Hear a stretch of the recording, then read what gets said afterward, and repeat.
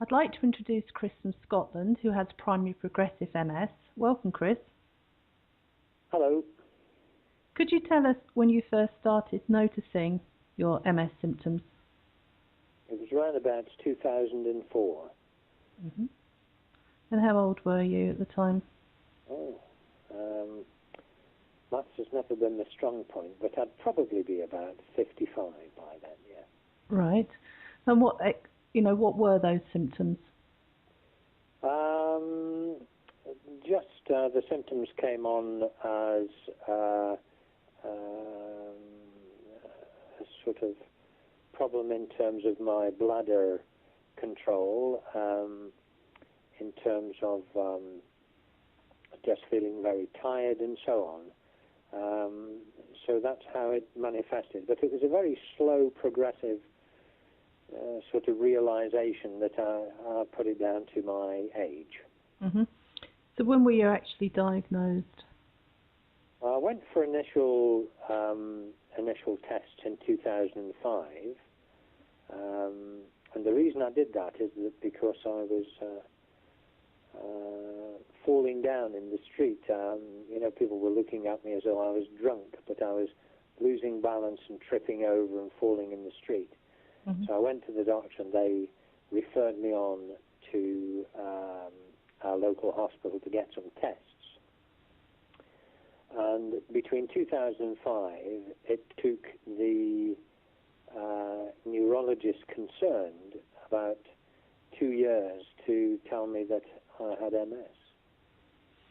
Okay. And how had your MS advanced by then? What were your symptoms? Well, the symptoms were still there, but it's fair to point out to you that I was a busy man at that time. I had 3 retail outlets. We did lots of contract work and this sort of thing. So I was here, there, and everywhere, and everybody's point of reference sort of thing. So I was a busy man, and a slow realization that I wasn't well ensured that I had to make some alternative arrangements for my business, and there was a lot of stress and a lot of difficult times in those days. Mm-hmm. So between 2004 and 2007, 2008, I think it was. Took 4 years basically to realise that I had a complaint that wasn't going to get any better, Mm. So how did you hear about LDN? My neurologist was a total waste of time at that time, and of course it took them 2 years to tell me that I had MS. So I invoked my rights on my private healthcare policy and chose another neurologist to go and see, and he confirmed the diagnosis. And it was at that time that the diagnosis of MS, I thought that we could maybe get that sorted out, or some treatment sorted out on my private healthcare. Private healthcare insurance turned around and said, sorry, we can't cover you for this treatment because you've had symptoms that related to MS. So as a result, I was then referred back under the same consultant neurologist under the NHS system.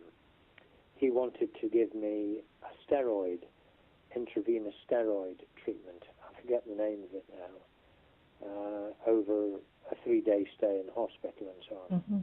And I point blank refused to take that because I don't want steroids. So I did a lot of research of my own and came up with the LDN remedy, we'd say, or solution. I read a book by an Irish lady whose husband was, I forget the name of her now, but I've still got the book is Up the Creek with a Paddle, Mary Bradley Boyle. Yes, Up the Creek Without a Paddle, that's it. And I read that and researched even deeper and further into that and decided, well, if Dr. I think his name was Bihari, mm-hmm. If it's good enough for these guys, I'll try that as a starting point. Yeah. I started to take it in various sort of. It took me a while to get my local GP to agree, but they did originally. Oh, that's good. The original source of my request for LDN was greeted by one of the GPs in the practice as, I'm not going to prescribe that to you. I've got a house, a mortgage, and a family to think about, and I'm not going to get involved in this sort of quack therapy, you know. Mm. So I pressed the point, left the interview with him, or left the appointment with him, pressed the point with one of the other GPs at a later appointment. And to be fair, she, who's the senior GP in the practice, saw what I was trying to do, presented her with all my findings, etc. And she had a look down the NHS list of LDN, of prescribed drugs, and found LDN.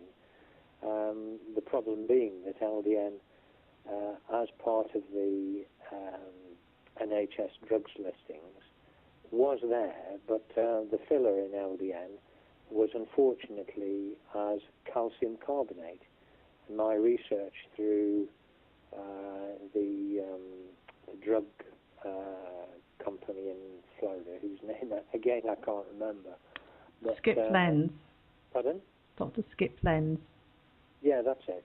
Yeah. We had a look at their findings, and I listened to a lot of stuff and read a lot of stuff from them, and went back to the GP and said, yeah, that's great if you prescribe the LDN, but can you do it with this filler? So I now, instead of having calcium carbonate, which apparently is it's a sort of counteractor to the LDN, it negates the effect.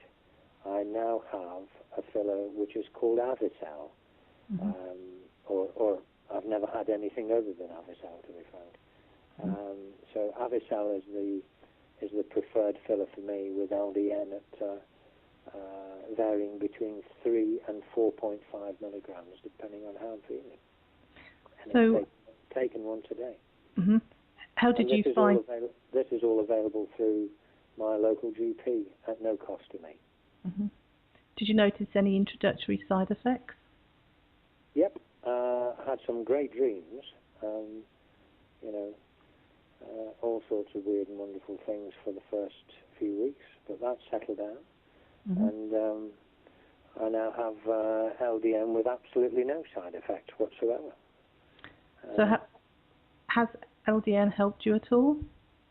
I can only assume that it's had a beneficial effect, not knowing what the alternative would have been had I not have taken LDN and gone for something else. My theory, my philosophy on this is that I don't want to ingest any stuff that's out there on the open drug market,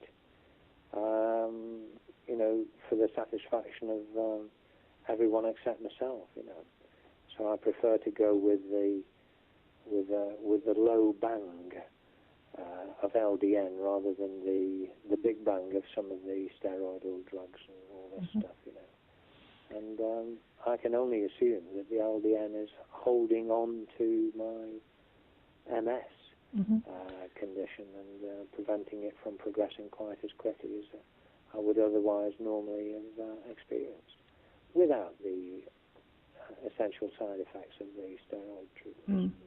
But have you noticed any improvement at all, or have you just remained the same? No, it's clear now that the MS is not going to go away, but there is no, as far as I'm aware at least, there is no sort of remedy that cures this problem. So my philosophy is that my life's now been modified in terms of not only the drug and the condition, but also in terms of my workload and work-life balance and all the rest of it.